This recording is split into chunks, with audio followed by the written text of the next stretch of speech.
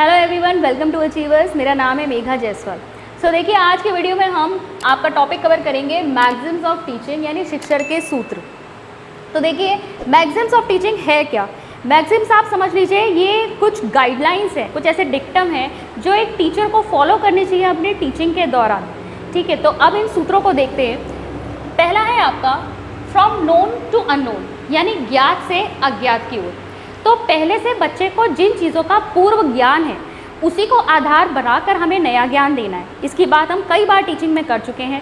यही चीज़ है कि आप पहले बच्चा जो जानता है उसको आधार बनाइए, उससे जोड़कर बच्चे को नई चीज़ सिखाइए। आप बच्चों को जब ABCD सिखाते हैं तो वहाँ भी आप क्या करते हैं, A फॉर एप्पल बोलते हैं। ठीक है, क्योंकि बच्चे ने एप्पल देखा हुआ है, बच्चा जानता है एप्पल क्या होता है। फ़ोटो भी जब बनी होती है ना, तो बच्चे को क्या सिखाया जाता है कि वो उससे रिलेट करके जो है सीख सके। B फॉर बैट, ठीक है, बल्ला या बैट बच्चे ने देखा है। C फॉर कैट, कैट बच्चे ने देख रखी है। तो क्या कर रहे हैं वहाँ पर, हम जो ऑलरेडी बच्चा चीज़ों को जानता है उससे जोड़कर हम उसको नई चीज़ सिखा रहे हैं। तो अल्फ़ाबेट्स आप किस चीज़ से रिलेट करके सिखा रहे हैं? जो चीज़ें बच्चे ने अपने दैनिक जीवन में देखी हुई है, जिसका ज्ञान उसको पहले से है। तो यही मैग्जिम है आपका फ्रॉम नोन टू अननोन।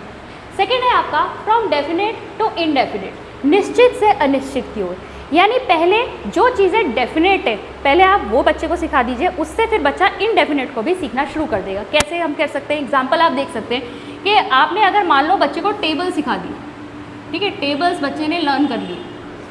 अब इन टेबल्स की हेल्प से जो निश्चित है, ठीक है, ये निश्चित हो गए, टेबल्स बच्चे ने लर्न कर लिए, ये डेफिनेट नॉलेज हो गई। अब अनिश्चित चीज़ें, कितनी भी बड़ी मल्टीप्लिकेशन उसके सामने क्यों ना आ जाए, ठीक है, इसको बच्चा कर लेगा। किसकी हेल्प से कर लेगा? डेफिनेट चीज़ जो उसने ऑलरेडी टेबल्स रन कर रखे हैं, उसे मल्टीप्लिकेशन पता है, ठीक है, उसके हेल्प से वो अपनी इनडेफिनेट चीज़ को भी सीख जाएगा। तो डेफिनेट से इनडेफिनेट की ओर बढ़ेंगे हम। पहले जो निश्चित है उसे बच्चे को सिखा के फिर अनिश्चित जो बच्चा है वो चीज़ें भी सीख लेगा। ठीक है, नेक्स्ट है आपका सिंपल टू कॉम्प्लेक्स, सरल से जटिल की ओर। ये तो हम टीचिंग में जानते ही हैं। पहले आप बच्चे को हमेशा सिंपल चीज़ें सिखाएंगे। पहले से ही आप अगर उसके सामने कोई कॉम्प्लेक्स या जटिल चीज़ उसके सामने रख देंगे तो बच्चा पहले ही डर जाएगा कि वो सोचेगा ये मुझसे होगा नहीं। लेकिन आप क्या करोगे, पहले चीज़ों की जो सिंपल थिंग्स है वो बच्चे को सिखाओ और उसके बाद उसे फिर कॉम्प्लेक्सिटी उसकी बढ़ाते जाइए, फिर उसकी जटिलता बढ़ाइए। नेक्स्ट है आपका फ्रॉम कॉन्क्रीट टू एब्स्ट्रैक्ट, मूर्त से अमूर्त। देखिए, कॉन्क्रीट पहले हम बच्चों को मूर्त चीज़ें सिखाते हैं। जैसे एडिशन भी बच्चों को सिखाना होता है। छोटे बच्चों को जब एडिशन सिखाया जाता है, कैसे सिखाया जाता है?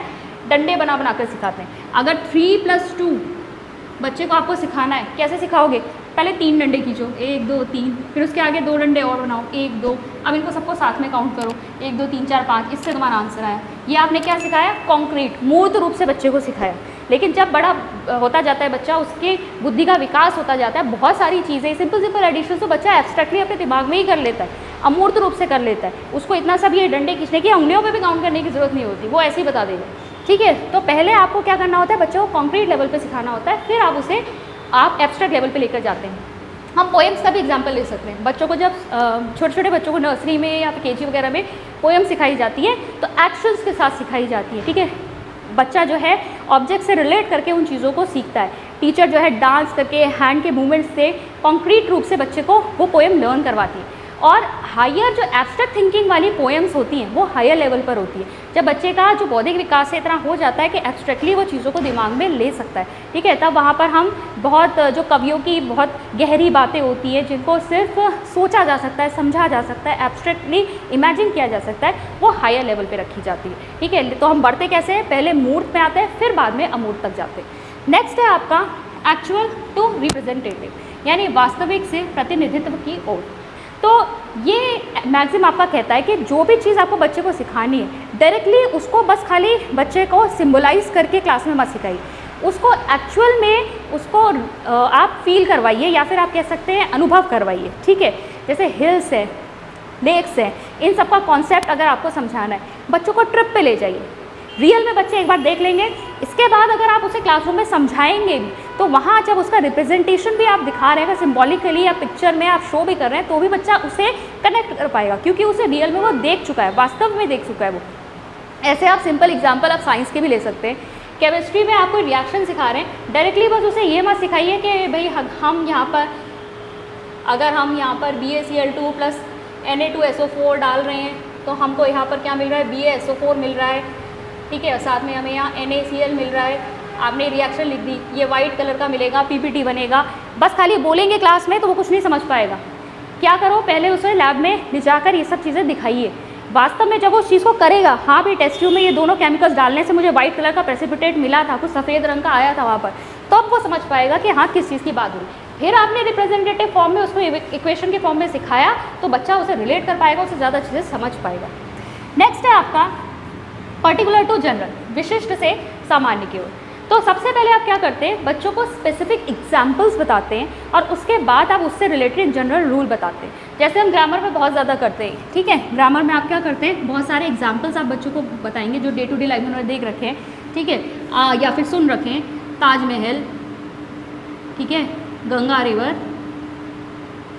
और आपने कोई मॉन्यूमेंट बता दिया, रेड फोर्ट, ठीक है, आगरा सिटी, आपने ये सारे एग्जाम्पल्स दिए और फिर बाद में आपने बताया कि ये सब क्या है, प्रॉपर नाउन।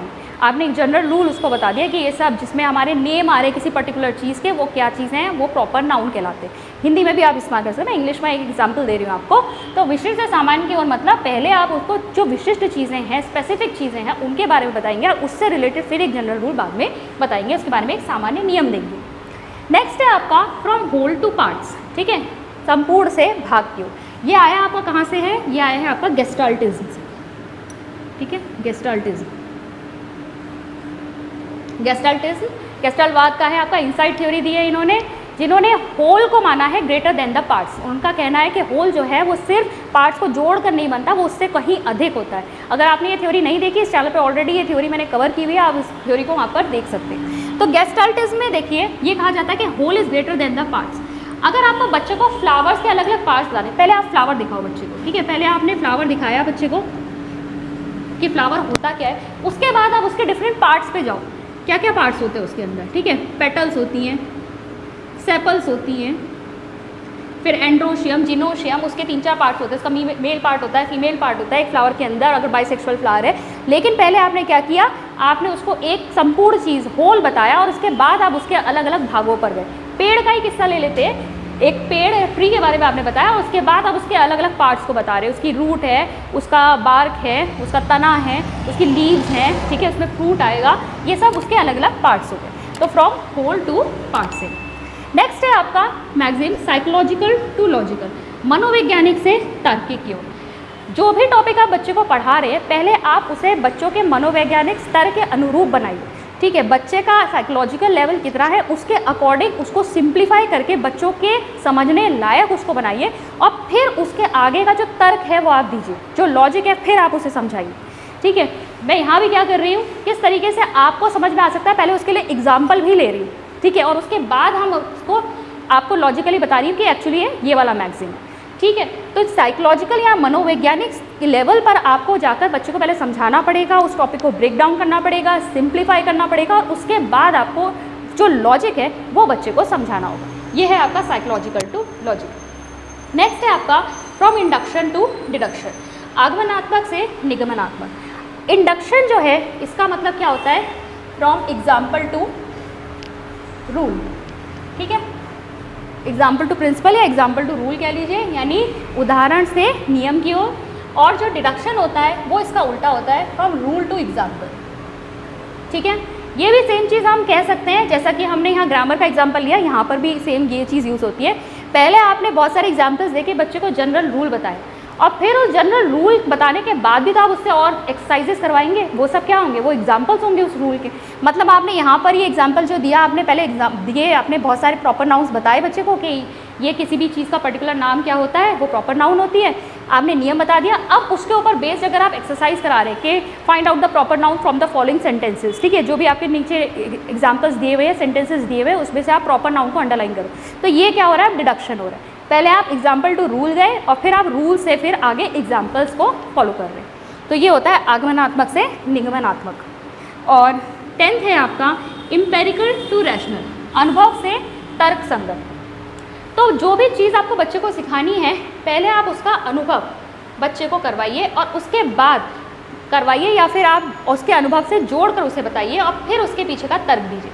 जैसे हम एग्जाम्पल इवापोरेशन का ले लेते हैं, ठीक है। आप डे टू डे एग्जाम्पल जो है बच्चों ने अपने रियल लाइफ में जो एक्सपीरियंस किए होंगे उनको बताइए, उनको आधार बनाइए। भैया आप बच्चों से कह सकते हैं कि जब गर्मी में तुम्हें पसीना आता है, तुम पंखे के नीचे बैठते हो तो पसीना सूखता है तो तुम्हें ठंडक फील होती है, या जो आपका नेल पॉलिश रिमूवर होता है अगर उसको हाथ पे रखोगे, हाथ पे से जब वो उड़ता है तो आपको ठंडक फील होती है। इस तरह के एग्जाम, मटके में रखा हुआ पानी जो है वो ठंडा हो जाता है। आपने बच्चे को अनुभव वाली चीज़ें बताई कि जो उसे डे टू डे लाइफ में ऑलरेडी सीख रखी है। अब उसके बेसिस पे आप उसको पीछे तर्क दीजिए, ये सब क्यों हो रहा है, ये सब प्रोसेस किसकी वजह से हो रहा है, इवेपोरेशन की वजह से हो रहा है, ठीक है। इवेपोरेशन यानी कि वाष्पीकरण की प्रक्रिया हो रही है यहाँ पर, और वाष्पीकरण की प्रक्रिया की वजह से जो प्रभाव होता है वो होता है ठंडक, शीतलता आती है, जिस भी चीज़ के वो कांटेक्ट में होगा उसे ठंडा कर देगा। तो यहाँ आपने तर्क दिया उसके पीछे का। तो पहले जो है बच्चों के अनुभव आपने रिकॉल करवाने हैं, या फिर अगर आप चाहें तो उनको प्रयोगशाला में ले जाकर नए आपके एक्सपीरियंस आप करवा भी सकते हैं, और उसके पीछे बाद में जो आपका लॉजिक है उसको आप एक्सप्लेन करिए। और लास्ट जो हमारा मैक्सिम आता है वो आता है आपका एनालिसिस से सिंथेसिस, यानी विश्लेषण से संश्लेषण। तो विश्लेषण से संश्लेषण जो है, पहले एनालिसिस को समझ लेते हैं। एनालिसिस मतलब क्या है, आपके सामने कोई प्रॉब्लम है, ठीक है, कोई भी प्रॉब्लम है, आपने उसके अलग अलग पार्ट्स कर लिए, मतलब अलग अलग पार्ट्स को आपने समझा कि कैसे इस प्रॉब्लम को ब्रेक डाउन किया जा सकता है, तो ये हो जाएगा आपका एनालिसिस। आपने क्या विश्लेषण किया इसका। संश्लेषण क्या होता है, आपके पास अलग अलग चीज़ें हैं, ठीक है, पार्ट्स हैं, और आपने उन सबको मिलाकर, ठीक है, एक समस्या का समाधान निकाला, वो हो गया आपका संश्लेषण, ठीक है, वो आपका सिंथेसिस होता है। तो यहाँ पर अगर मैं एक एग्जांपल लूँ, मान लीजिए आपने एक मशीन है, आपको एक मशीन दिखाई गई है, उस मशीन के अलग अलग पार्ट्स को खोल के फिर आपने उसमें से सीखा, तो वो हो जाएगा विश्लेषण यानी एनालिसिस। और मान लो आपके टीचर ने कहा भाई इसमें एक ये प्रॉब्लम आ रही है, क्या तुम कुछ इसमें सुधार कर सकते हो। आपने अलग अलग पार्ट्स को समझा, देखा, आपको समझ में आ गया, आपने कहा अगर ये चेंज मैं कर दूँ तो ठीक हो जाएगा। फिर आपने उन सारे पार्ट्स को ठीक करके असेंबल किया फिर से, वो हो जाएगा आपका संश्लेषण, वो हो जाएगा सिंथेसिस, ठीक है। पार्ट्स को असेंबल कर लिया, एक मशीन बना दी, वो सिंथेसिस में आ गया। तो एनालिसिस से सिंथेसिस की ओर हम जाते हैं इस मैगज़ीन के अकॉर्डिंग। तो ये है आपके शिक्षण के सूत्र। आई होप आज की वीडियो आपको यूज़फुल लगी होगी। मैं मिलती हूँ आपसे नेक्स्ट वीडियो में। Thank you.